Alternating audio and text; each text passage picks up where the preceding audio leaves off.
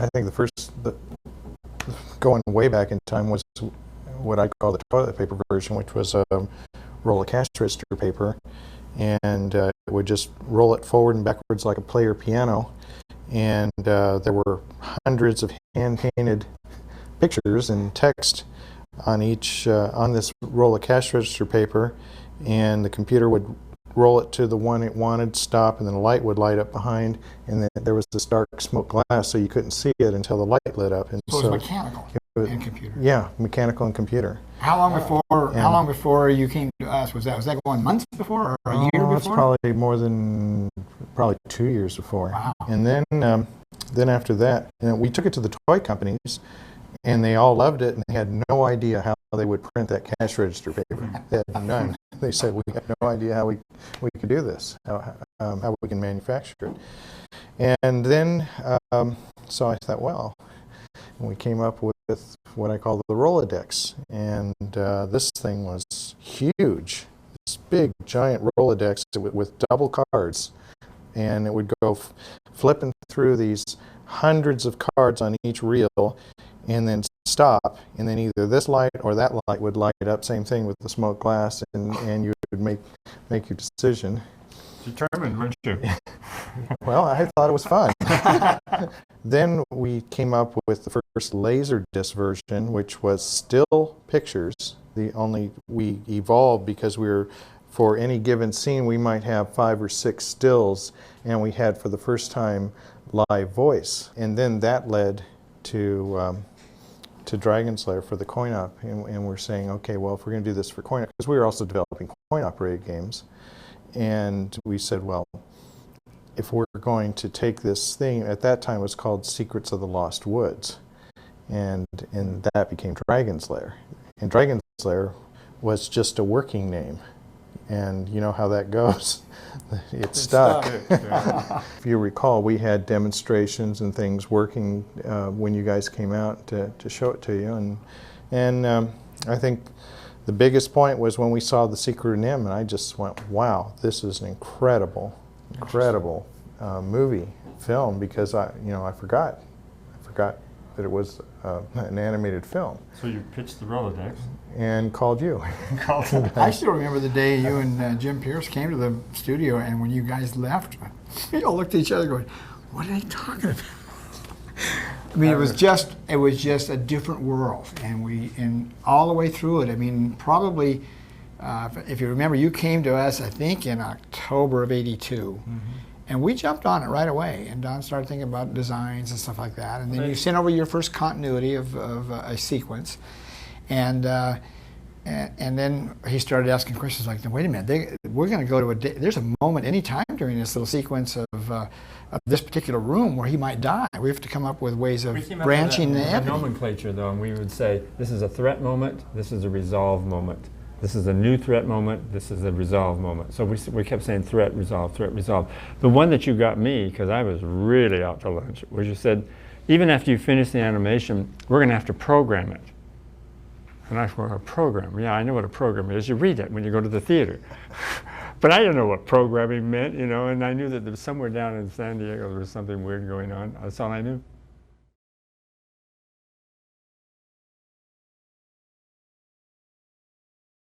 Well, it started with Rick's team, but then it... Yeah, I think there was an awful lot of controversy between our companies. It started out real good, and then I think it got pretty contentious. I think a lot of it had to do with the pressure too. We had the scripts, we had the artists that were doing all these concepts and so forth. And for the most part, our team had no clue about the art of animation. True. And so they were coming up with things that may or may not have been animatable at all from your all standpoint. Yeah, it was sort of like we were lobbing stones at each other over a fence because we didn't know. I didn't understand your world at all, and then there was some reticence on what we were doing up there. So each was doing its own thing, what we were familiar with. We with animation, and they with the electronics. But also, Rick has a good sense of story and character, and so that's what I think was sustaining what was going on in your company. And then we were trying to grab the ball and run with it, but not knowing exactly what they were going to do with it when we reached the goalpost. Anyway, I think Dragon's Lair, the first one, would have been even better than it was, I think, if we understood each other's kingdoms a little bit better.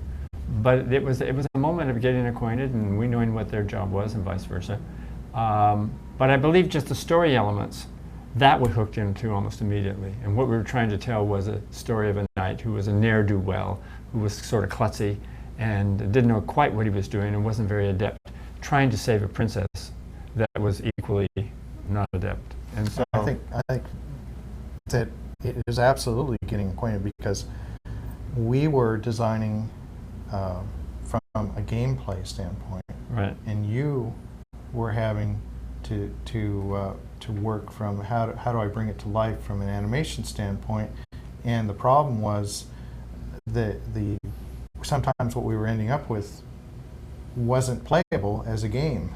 It was beautiful as a piece of film, but that they would get it back and go, he changed it. How are we gonna play with this? The way my brain has worked in the past is that I would see something and it would come on a concept. Maybe it's just in script form or written right there, and I'd say, oh, okay. So immediately I see the visions of it and what could be. So then, in so doing, I'm not gonna let those words stop me, because we have to push further. We have to push it to a place where we get something that's really, really excellent. Which again, what you're doing is building on something that's been put underneath you. Mm-hmm. Well, those who put that there are going to feel like, oh, you don't like what I did, And it isn't that at all. But I think any creative or collaborative process that's creative is that you are building on an idea all the time. This is always happening. And if you let your ego get a little bit sensitive to that, then it kind of cripples you.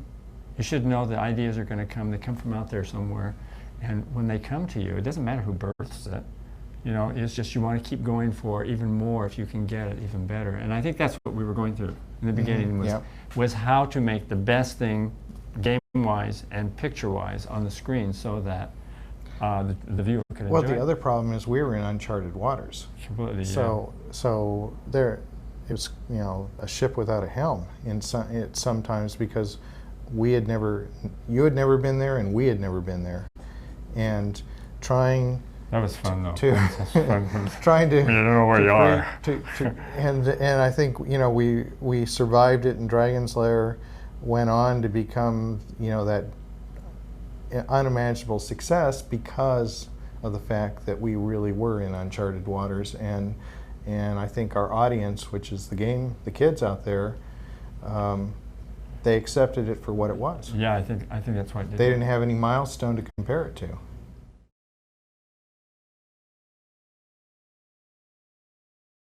I want to start that out because we had a moviola, this little thing.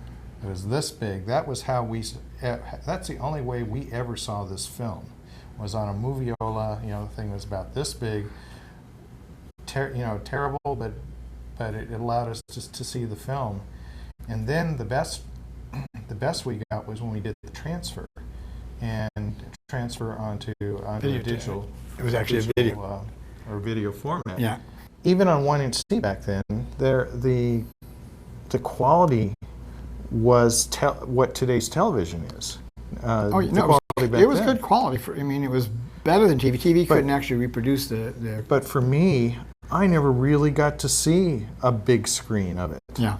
And so today, when we saw it on HD, it's like, for me, it was like seeing it for the first time. It was just brilliant. It's just colors. So clear. Yeah. Dust free. How about you, Don? And of course the sound is. No, I'm very, very, very pleased with the HD, because to me that's what I saw all the way along we were making it. Even with the moviola, so we saw it on a big screen. We projected in a projector. You see it on the big screen and you look at it and you see all the colors, all of the definitions, all of the lights and everything. It's all working together.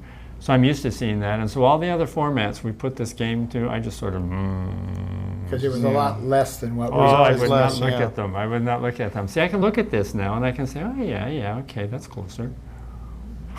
Well, you're a motion picture artist.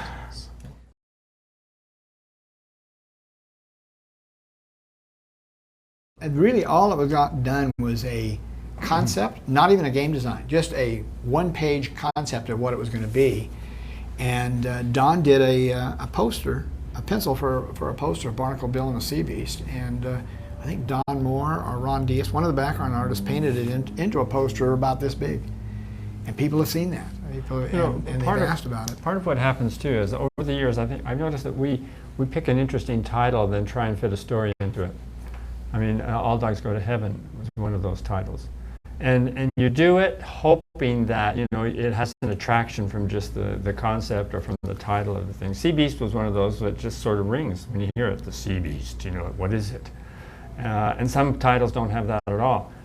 And I think anything, we would have been glad to do anything where you tell a story, because it's the storytelling that's fun, whether it's a game or whether it's a movie. Movies are a lot of fun because they keep you employed for a long time, and you have this rising action and a climax and the falling off action. You have really interesting characters. With a game, had it gotten to the place where you could have an interactive movie, if it had progressed to that, I would have been really... That would have been a real challenge. Because you know what, being passive, just sitting watching a movie and getting an opinion, that's all you really have. I don't think that's quite as interesting as participating in the movie somehow. Even if you're scared to death and you scream, at least you participated. But if you just sit and watch, it's not quite the thrill. Well, let me share a little more of the backstory too, because when we did Secret of NIMH, our composer Jerry Goldsmith took the film, or brought the film to Steven Spielberg's attention, and we had a meeting with Steven right after the completion of the showing of that. It was like August, early September of '82, and he looked at it and he says, "Gosh, I thought this died with Walt Disney. You know, the style and the lushness of and the effects, and it was especially complimentary on the dub, which was much fuller and richer than most animated movies done before." And he said, "We need to do something together." Well, it took 2 years before he came back to us, and he came back. It's just like Rick walked in the middle of a union strike. Spielberg walks in when the game industry fell apart. Here we had a lineup of, I think Don came up in a little group of story people we had in there. Will Finn and Lorna was involved, John Pomeroy. Came up with a list of 30 games. 10 children games that were educational, and teaching how to do addition and subtraction and multiplication. They were little stories, and the computer would bring up random things like 1 + 3 = and you had to give the right answer for the story to continue. It would be animated. And then we had 10 moral games for children that taught, you know, morals, like the story of Cinderella, but we called it, I think, Cinder Mouse. Cinder Mouse, right. And then there were 10 action games for teenagers. And so they had a poster for every one of those, and one of those was Barnacle Bill and the Sea Beast. We trotted those off to, we had done 2 animatics, or was it just one? I think it's just one. We did an 8-minute animatic of something called Dottie Do the Sum. It was a character named Dottie, D-O-T-T-I-E. And we did an animated 8-minute piece, and IBM took it out and did a $100,000 survey with it, and parents were thrilled with the idea. But they said, well, there's just not enough players in the home for Laserdisc. Hardware. And we said, we're making razor blades. Give the players away. This is something that is going to lead into other and new technology. We didn't get any comers. So just at the time that failed, up stood Spielberg saying, I found something. It's called An American Tale. I'd love to do that Barnacle Bill. Yeah, it would. I think maybe the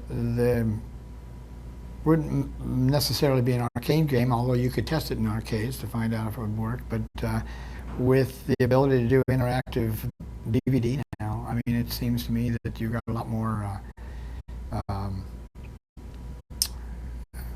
homes that are equipped to play such a game. I mean, I thought it was interesting that Digital Leisure came up with a way to play Dragon's Lair using your remote controller on your DVD player. I mean, you know, with forward, back, you know, select for the button, and kids can play it with one hand, or parents. Yeah, it's amazing because they weren't designed to be used for that way. No one really thought of that. But and even those 30 games that we had designed for to work with IBM for, they were educational, or they were just basically action adventure activity games for teenagers, and then but especially the ones that were 3 to 5 or 6-year-olds learning math, learning all the forms of math, you know, adding, subtracting, multiplication, you know, where they have to do some memorization of your timetables and your numbers. everybody saw it as being very helpful, and I don't think it's any different today. I think it's something that done probably even in a CG format, which the kids are used to now.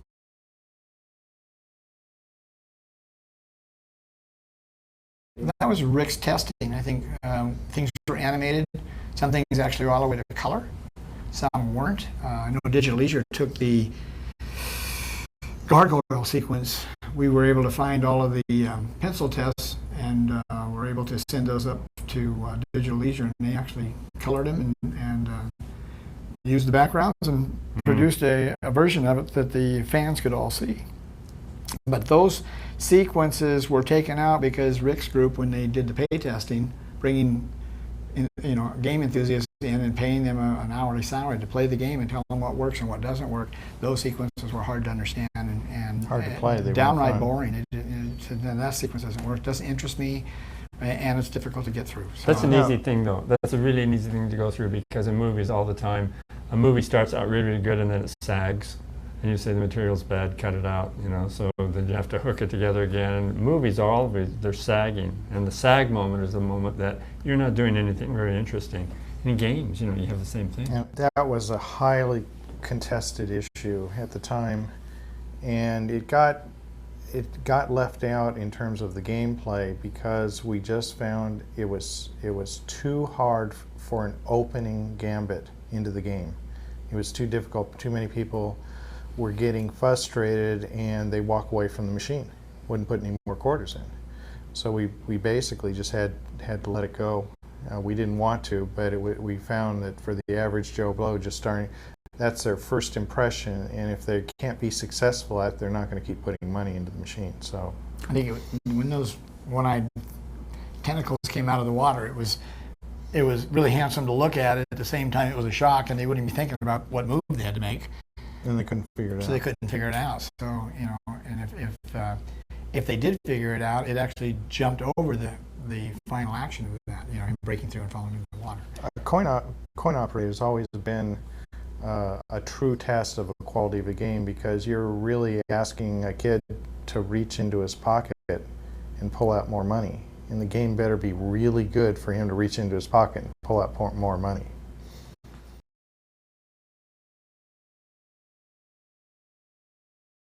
We did the first test of Dragon's Lair as far as exposing it to the audience was at the March 1983 game show in Chicago, and it was such a huge hit. I think that gave everybody the impetus to keep going and get going on the next thing. That reminds me of that story when Jim was at the show, and at the end of the show, I asked Jim, I said, well, how did it go? And he had that Cheshire Cat grin on his face, and I'm going, oh God. And he goes, we booked $10 million in sales. That's amazing. Only 3 sequences. It only had 3 playable sequences. And that was 3 days. That was a 3-day show. And I, to book that kind of orders in 3 days, wow.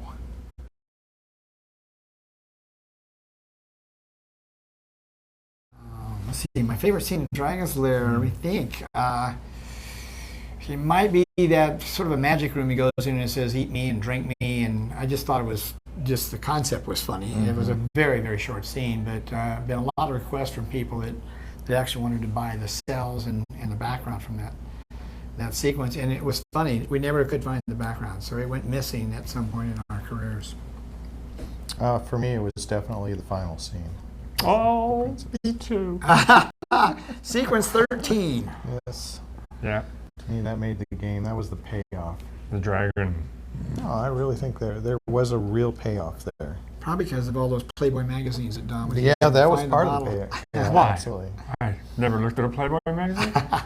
I found it interesting that all the kids knew about that, but there was never a peep in the press. Yeah. It's kind of amazing that no one mentioned Maybe those that. kids recognized the poses.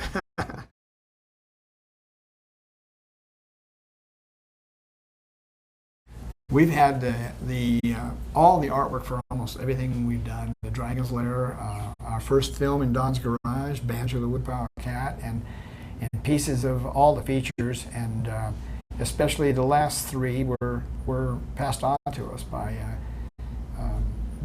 the owners of the product. And last year, after spending close to $500,000 over 20 years to store the stuff. We elected to donate it to one of the colleges that offer animation. So the entire archive, which would fill a 2,000, I guess you'd have to multiply it into a cube. It was very tall shelves, industrial shelves, that every shelf was filled with our archive. And that is all with the Savannah College of Art and Design and at the disposal of those art students.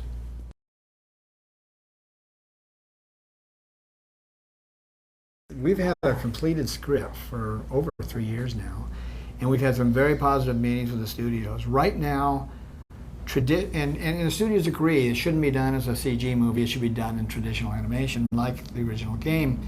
But traditional animation right now is in sort of limbo, and somebody, it's going to take a risk taker that's willing to put up the money to make one of these movies. And right now, the rumors and the news that I've been reading is that Disney is restarting their 2D division, having come to the assumption that they possibly shut it down incorrectly. They should have. Well, there's one vote. That's one vote for. Yeah, and I think that if they can prove that it's profitable, there'll be other studios that jump in, because right now there's a logjam of CG projects out there, and the families can't afford to go to every one of them.